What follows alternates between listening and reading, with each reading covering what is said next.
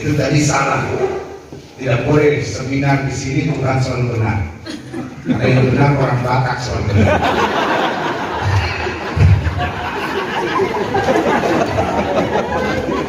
Makanya Tuhan sayang sama orang Batak.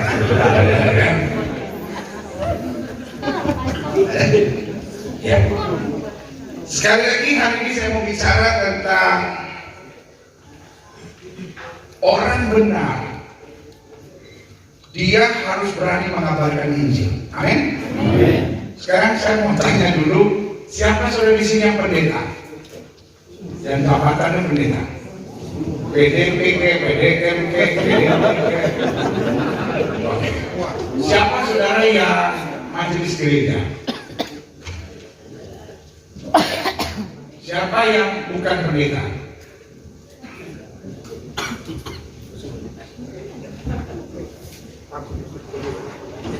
Siapa yang pendeta tapi sedang berpikir untuk jadi pendeta?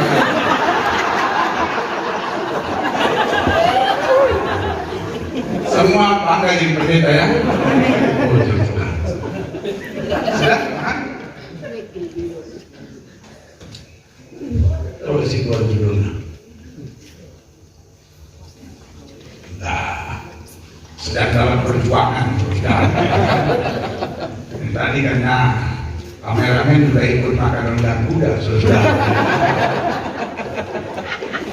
Bisa? Nah, saya percaya lepas dari kita pendeta atau kita bukan pendeta, tetapi yang pertama kita hidup karena Injil. Yang sudah sama saya bilang, saya hidup karena Injil. Apa itu Injil? Injil adalah kabar baik. Kabar baik tentang apa? Yang pertama, dosa saya sudah diampuni, dan yang kedua, hidup saya berharga. Kenapa kita melayani? Orang yang melayani tidak boleh merasa minder. Kenapa kita melayani? Karena yang pilih saya adalah Tuhan. Amin. Sama-sama bilang sama saya, yang pilih saya adalah Tuhan. Amin. Amin. Saudara pernah diomongin orang nggak? Oh, di sini pendeta juga diomongin orang. Sama kayak di Jakarta. Pendeta difitnah orang nggak? Dikhianati orang nggak? Orang suruh layani. Udah diberkati tidak gereja. Kalau dia pindah gereja berpuluhan masih masuk ke gereja saudara, nggak apa-apa. Udah perpuluhannya pindah, dia ngajak orang lagi, ngajak pemain musik, sampai gembalanya bingung. Orang hebat di gereja saya pindah semua ini. Saya juga pindah juga.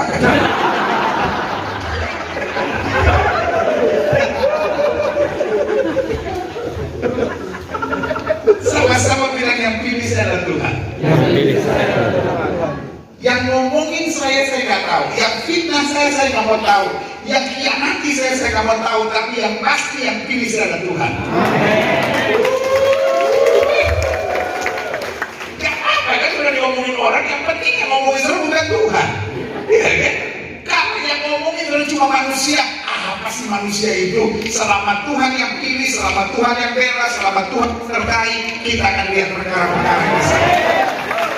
Kalau tangan kanan kita tidak ada, sama-sama bilang yang pilih saya adalah Tuhan. Saudara mau difitnah orang, saudara mau melayani gereja kecil, saudara mau ditekan dalam pelayanan. Aduh, gembala saya kurang menghormati saya pendeta, kurang menghargai saya pendeta. Saya padahal kemampuan saya agak lumayan pendeta, tapi saya mendapatkan pelayanan yang kecil begitu pendeta. Kadang-kadang saya pikir apa? Tapi hari ini saya mau bilang, yang pilih kita adalah Tuhan. Amin. Apapun masalah yang terjadi, apapun persoalan yang terjadi, tanamkan dalam roh saudara, yang pilih saya adalah Tuhan. Amen. Dan itu adalah evangelion, itu adalah berita baik, itulah Injil yang sejati itu, bahwa Tuhan mengangkat saya dan menjadikan saya berarti. Seorang hamba Tuhan boleh punya kekurangan, seorang hamba Tuhan boleh punya kelemahan, seorang hamba Tuhan tidak sempurna, I know. Tapi seorang hamba Tuhan tidak pernah perlu minder. Di jemaat kita bisa aja ada orang lebih kaya, di jemaat kita ada saja orang yang lebih hebat. Gak usah jadi penjilat, saudara. Gak perlu karena dia mungkin orang pintar, dia orang hebat, dia orang kaya, lalu pendeta khotbah gemetar gitu. Apalagi kalau orang kaya itu yang punya jabatan itu batu, itu langsung dari susah sama.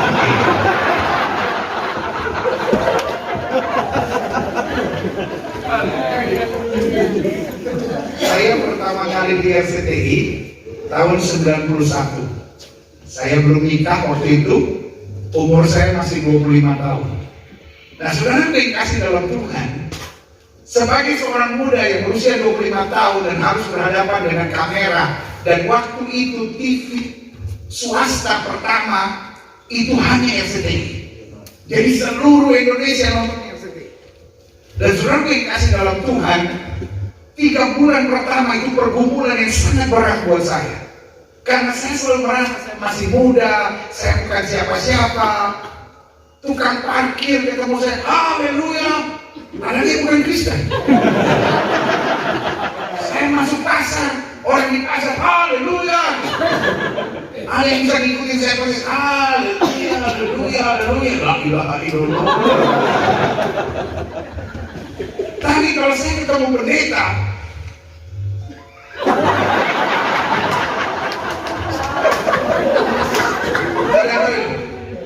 masih muda ya, biar pendeta masih muda. Salah satu serangan setan dalam hidup kita, bahwa kita banyak kekurangan, kita banyak kelemahan, tapi yang pilih saya adalah Tuhan. Amin. Sama-sama bilang saya hidup karena Injil.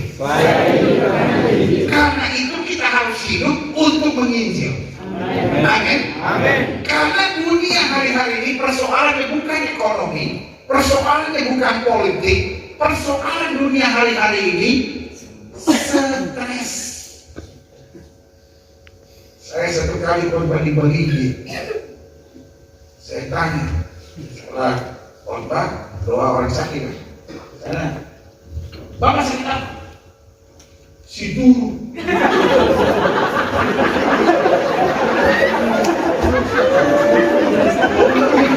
WR mengerti.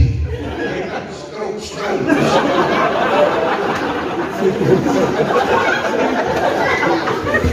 Jadi persoalan utama manusia hari-hari stres.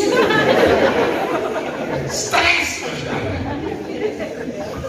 Pendeta-pendeta ada stresnya nggak? Ada. Bupati datang nggak?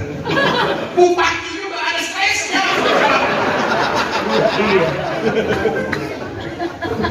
Ada saudara di sini yang masih jomblo belum nikah, stres dia. Oh Tuhan, tadi aja saya selesai makan di tempatnya Pak Bupati, dia datangin saya, bawain jodoh datang. Yang jomblo tuh, waduh siap gereja, siap perjamuan kudus. Darahmu sudah jutaan manusia diselamatkan. Tolong pilih satu buat saya.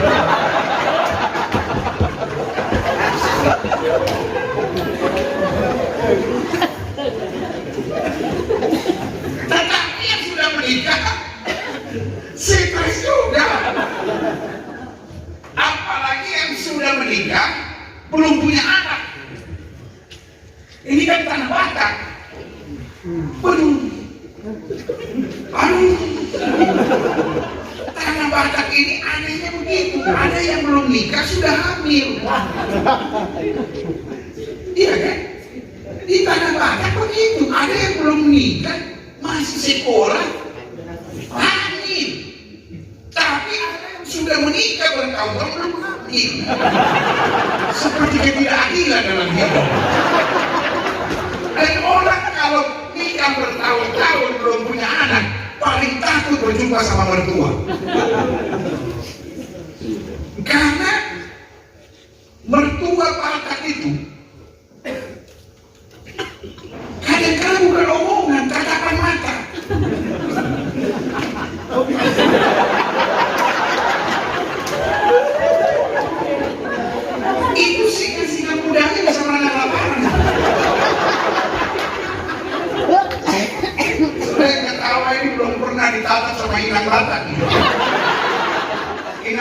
kalau dia lihat preman di Jakarta paling takut sama mamanya. Ih, preman-preman Jakarta, polisi datang aja, apa tahu? Ada rantau aku ini, ada medan aku ini. Berani sama polisi, berani, saudara. Kan pengacara batak banyak, makanya dia berani. Ya, kan? Tapi kalau mama dia datang, usap, ya mama, dia berani.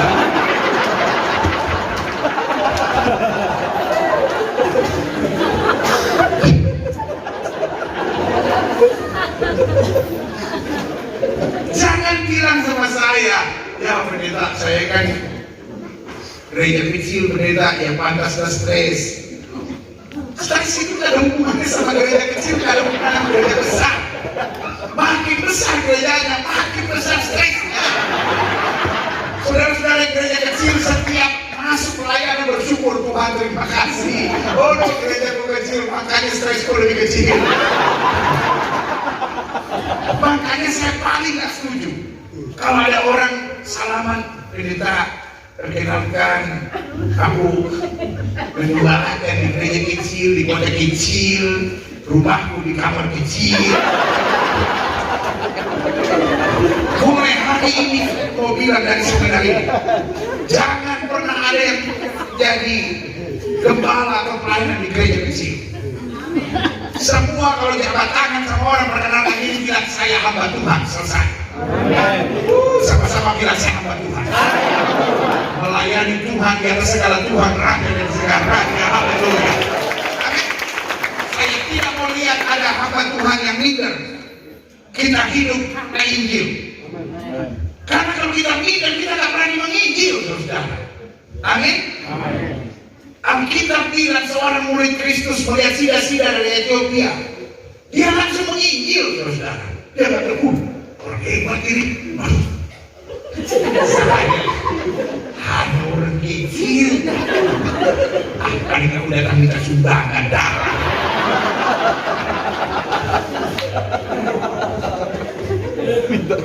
Kita stres bukan karena gereja kita kecil, pelayanan kita kecil, pelayanan kita di kampung. Kita stres, kita tak mengerti pembelaan luar biasa atas kita. Kita biji matanya Tuhan. Sama-sama bilang saya biji matanya Tuhan. Sama-sama bilang saya harus menginjil. Amin. Dan orang yang kita injili bukan hanya sekedar orang yang belum Kristen. Karena ada orang Kristen yang belum menerima Injil. Apa itu Injil? Berita baik. Kalau orang masih mabuk, artinya dia belum menerima berita baik. Kalau orang masih stres, artinya dia belum menerima berita baik. Kalau dia istri yang masih melawan suami, dia belum menerima berita baik. Sama-sama bilang sama saya harus menginjil. Dan menginjil itu modalnya saya mengerti bahwa saya sudah menerima berita Injil. Dan ini yang memberikan keberanian. Sama-sama bilang sama saya keberanian. Ini belajar. Menginjil adalah seorang yang berani. Kalau kita sama-sama. Kisah 4 ayat 7-11. Lalu Petrus dan Yohanes dihadapkan kepada apa? Dihadapkan kepada apa? Jadi kalau cuma difitnah, diomongin orang, itu biasa. Ditangkap itu biasa kok. Amin. Petrus dan Yohanes dihadapkan pada apa? Taruh tangan kanan di dada, sama-sama bilang saya harus berani. Para hamba Tuhan jangan ada yang melo. Ntar kayak SBY lagi. Dengan menyanyi haruskah hidupku terus berdiri? Ya. Apakah salahku dan apa dosaku banyak? Sok bener banget gitu.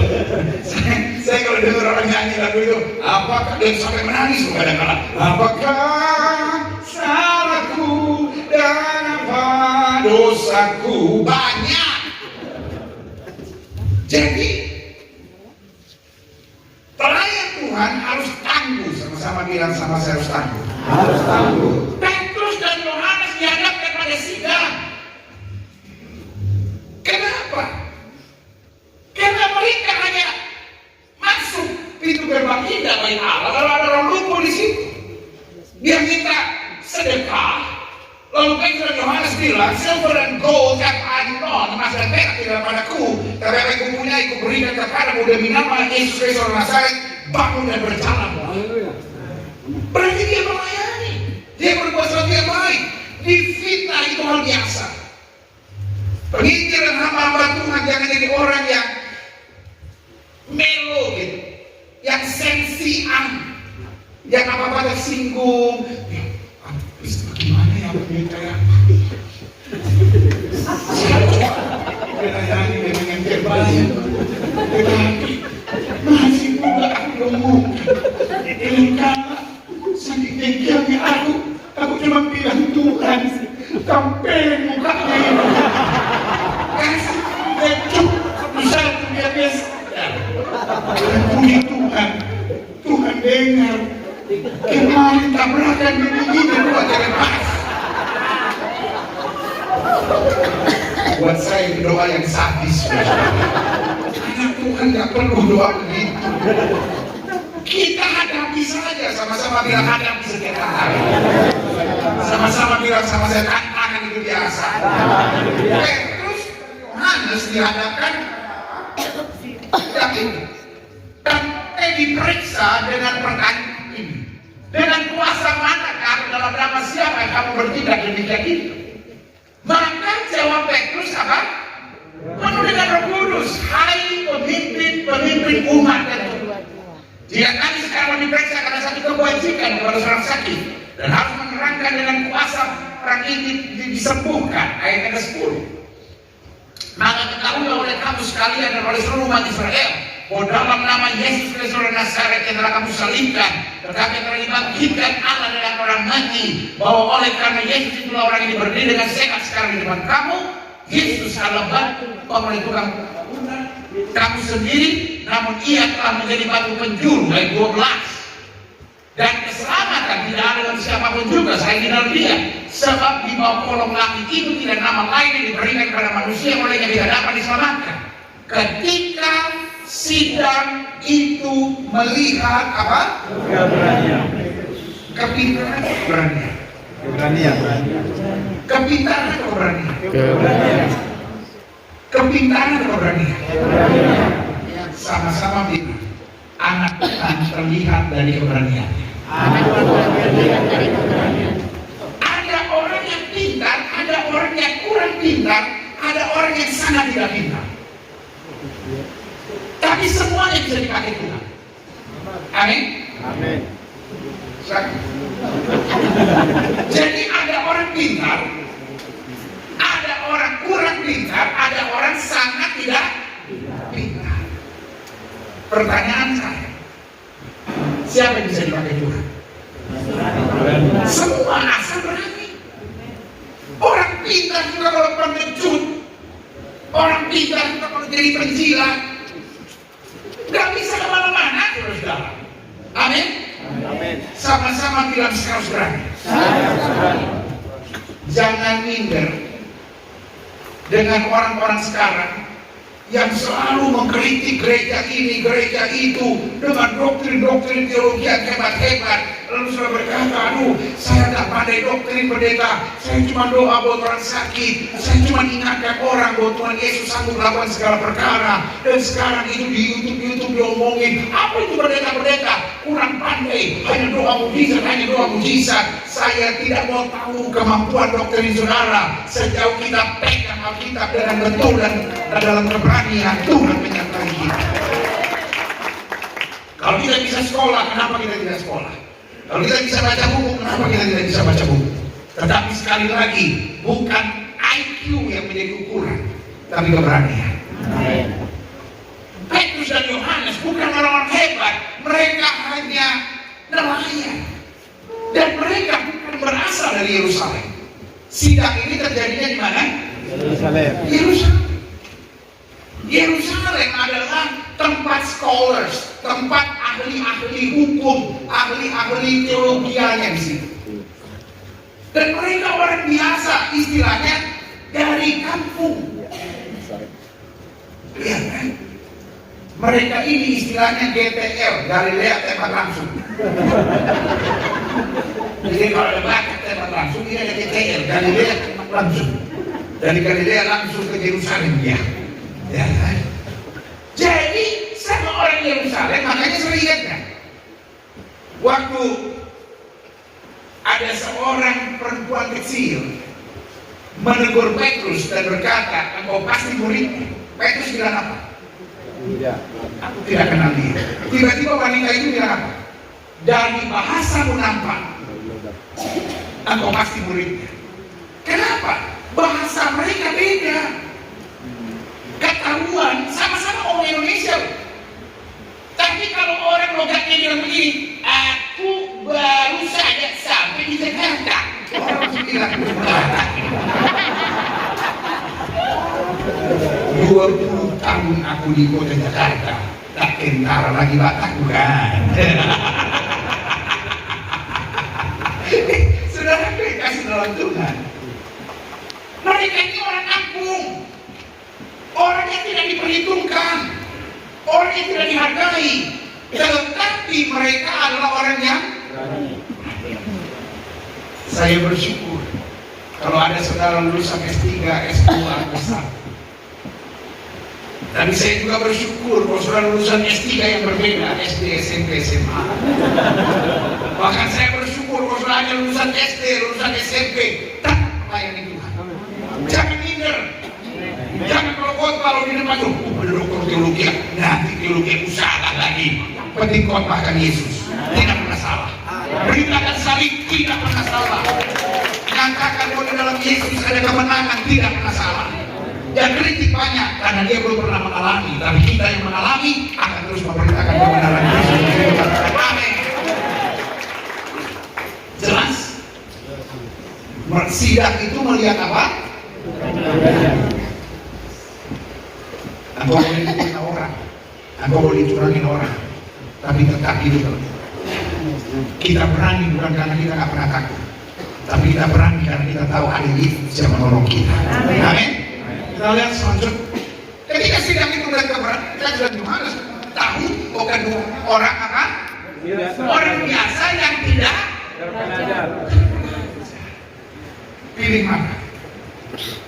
Jadi orang terpelajar yang tidak menginjil, jadi orang terpelajar yang tidak berguna apa-apa untuk perluasan kerajaan Allah, malah kritik sana, kritik sini, nyerang sana, nyerang sini, membawa perpecahan di sana, membawa perpecahan di sini, menghakimi gereja ini, menghakimi gereja sana, mendatangkan perpecahan gereja, atau kita orang biasa tetapi mengabarkan Injil. Petrus dan Yohanes orang biasa, tidak terpelajar, tapi berani menyatakan kuasa Allah dan meluaskan kerajaan Allah di muka bumi. Amin. Dengan kata apa? Dan mereka mengenal keduanya sebagai apa? Pengikut Yesus. Pengikut Yesus dikenal dari apa? Keberanian. Pengikut Yesus dikenal dari apa? Keberanian. Sama-sama bilang sama saya, pengikut Yesus dikenal dari keberanian. Jadi kalau kita penjilat, kita pengecut, kita tukang cari muka, sorry bilang ini, kita bukan pengikut Yesus. Kita cuma nyari selamat diri kita sendiri. Tapi kita yang sudah sadar akan keselamatan yang Tuhan berikan, kita melangkah dengan keberanian. Gak apa-apa resikonya apapun, Tuhan yang pilih kita, Tuhan yang manggil kita, Tuhan yang beri kekuatan buat kita. Sudah katakan amin. Selanjutnya ayat yang ke-14 bilang, dan di Rasul 4 ayat 29-31 bilang, dan sekarang ya Tuhan, lihatlah bagaimana apa? Mereka mengancam kami. Dan kirimkanlah pasukan malaikat di surga untuk menjaga kami sehingga tidak seutas rambut kami pun jatuh. Doa kita gitu nih. Saya pernah diancam orang. Saya diancam diculik, diancam dibunuh, diancam diserang bom dan segala macam, sudah biasa.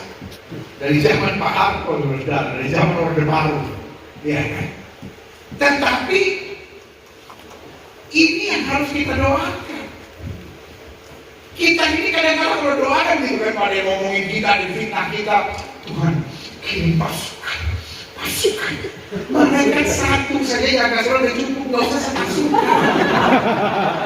Mau perang Badar, saudara, apa sih? Mau perang Armageddon itu, Pak Ilolo, mereka juga kaget-kaget dan berdoa kita. Tuhan kirim pasukan mereka. Mau ada perang apa? Udah gitu, doanya gitu, supaya jangan seutas rambutku pun jatuh. Nah, ya cuma seutas. Ada kalau salah tidur juga rontok sedikit. Sudah seutas, ya kan? Tetapi doa murid-murid berbeda. Berikan kepada kami apa? Keberanian. Setuju? Kalau saudara diomongin orang, doa saudara apa? Berikan keberanian. Bukan keberanian itu balas. Itu ngomongin gue sekali lagi, ngomongin gue borong kayak itu bukan berani. Itu merasakan setan. Maksudnya berani tetap melayani, bukan berani melawan orangnya. Amin. Kita difitnah, kita diserang, kita dicurangi, tetap melakukan yang terbaik buat Tuhan. Ayat ini bilang apa? Dan sekarang ya Tuhan, lihatlah bagaimana mereka mengancam kami. Dan berikan kepada hamba-hambamu apa? Keberanian untuk memberitakan firman-Mu. Bukan keberanian untuk balas, bukan keberanian untuk nyerang. Tetap fokus pada berita Injil itu yang saya bilang keberanian. Kalau karena kita diomongin orang, kita stres, kita mulai mikir, gimana nanti kalau gereja saya begini, nanti gimana kalau ini? Kita ini hambanya Tuhan. Yang urus saya bukan omongan orang, yang urus saya adalah tangan Tuhan. Amin. Saya mau dibully orang, mau difitnah apapun, sabulu tei, saudara orang sudah. Ya. Buat saya, yang penting hati saya lurus, yang penting jalan saya benar, yang penting saya tetap memberitakan firman, saya tetap akan maju. Dan saya berdoa, kawan-kawanku yang hebat di Humbahas juga melakukan hal yang sama. Sama-sama bilang, kita melangkah dalam keberanian. Amin. Ayat ini bilang apa? Ulurkanlah tangan untuk apa? Sama sekali itu dia gak pusing dan ancam. I'm so blessed, saya sangat diberkati. Mereka sama sekali gak bilang, yang ancam, hajar dia, bikin kepalanya terbelah ya Tuhan, bikin jantungnya mampet. Ada kalau orang doa begitu. Tuhan yang ngomongin saya Tuhan, pukul dia, hajar dia, sikat. Kau pikir Tuhan terima kasih kamu?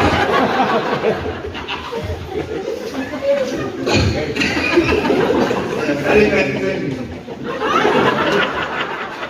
pasti yang sekali doa yang begini. Jadi itu yang saya bilang keberanian. Berani tetap fokus pada panggilan Tuhan dalam hidupnya, apapun yang terjadi. Lihatlah bagaimana mereka mengajarkan.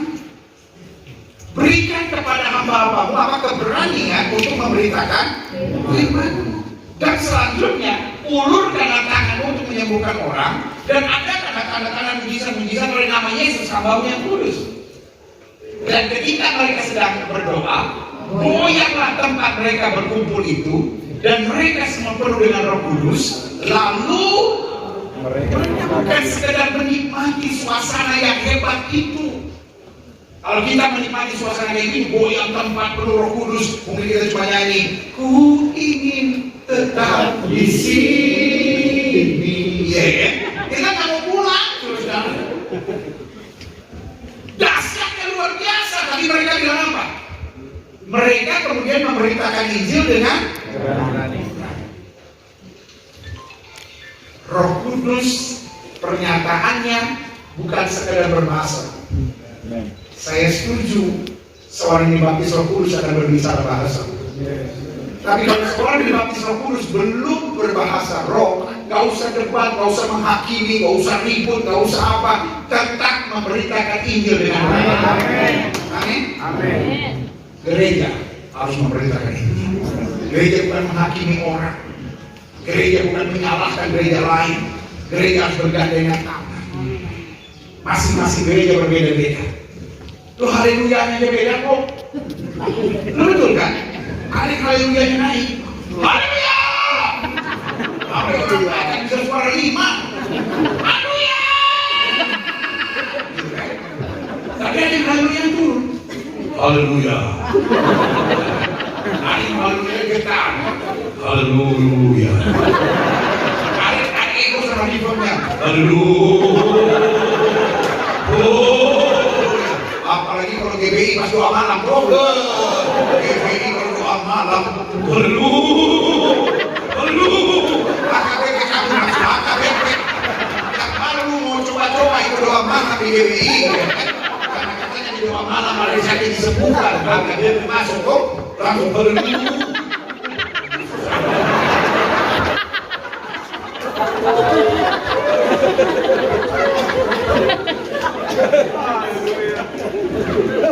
haleluyanya saja beda.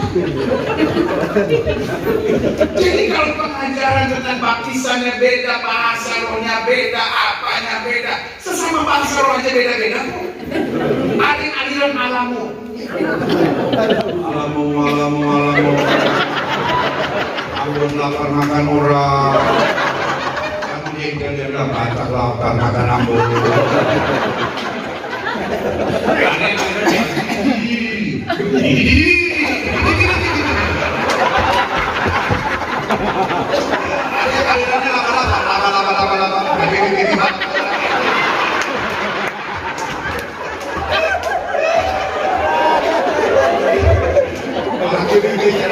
Kita tersinggung berkuasa sama gini, jadi sudahlah, jangan pernah khotbah nyerang gereja lain, nyerang hamba Tuhan lain, khotbah saja Injil. Karena orang tidak diberkati dengan kita menyerang gereja lain, orang diberkati dengan kasih Kristus, iman Kristus.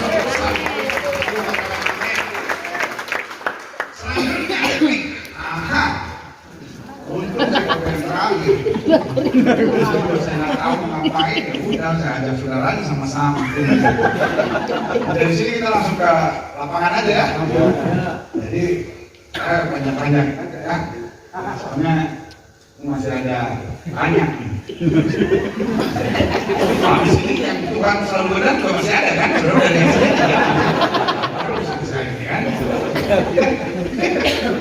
Saya kan nggak pernah kau bahas, sekali-sekali kau bahas, kapan lagi saya banyak-banyak ya kan? Berapa ratus tiga 10 sebenarnya? Tadi kita simpan. Serius nih? Kita orang macam kampung tengah ini cepat putar ini. Sebenarnya apa yang dahulu dianggap mulia, jika dibandingkan dengan kemuliaan yang mengatasi segala sesuatu ini,